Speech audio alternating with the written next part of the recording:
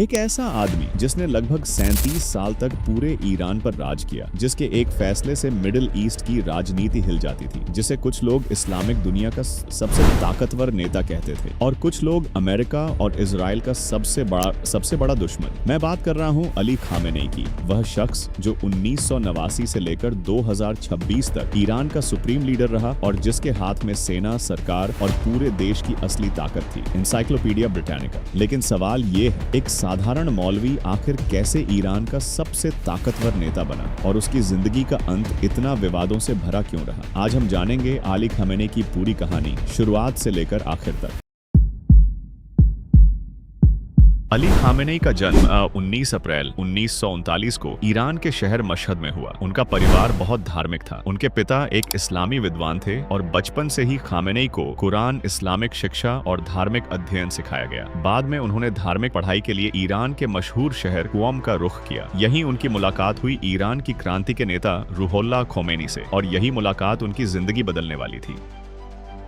उस समय ईरान पर शासन था मोहम्मद रेजा पालवी का। कई धार्मिक नेता और छात्र उनकी सरकार के खिलाफ आंदोलन कर रहे थे। खामेनेई भी इस आंदोलन में शामिल हो गए। इस वजह से उन्हें कई बार गिरफ्तार किया गया और जेल में भी डाला गया। लेकिन उनका संघर्ष रुका नहीं। फिर आया साल 1979 जब ईरान में हुई बड़ी क्रांति। 1979 में हुआ ईरानियन रेवोल्यूशन। इस क्रांति के बाद शाह की सत्ता खत्म हो गई और ईरान में इस्लामिक गणराज्य बना। इस नए देश के पहले सुप्रीम लीडर बने रुहुल्लाह खोमेनी। खामेनेई उनके सबसे भरोसेमंद लोगों में शामिल हो गए।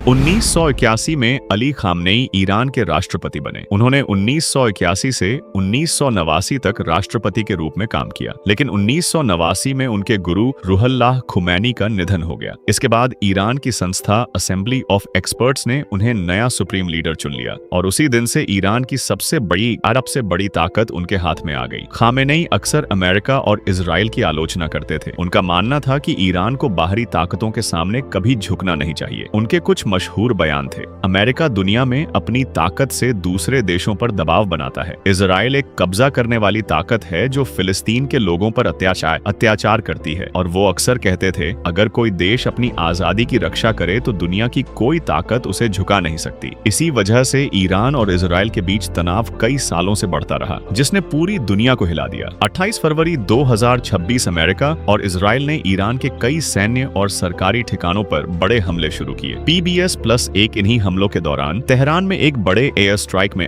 अली खामेनेई मारे गए। विकिपीडिया+1 रिपोर्ट्स के मुताबिक यह हमला टारगेटेड स्ट्राइक था, जिसमें ईरान के कई बड़े नेता भी मारे गए। सरकारी मीडिया ने 1 मार्च 2026 को उनकी मौत की पुष्टि की।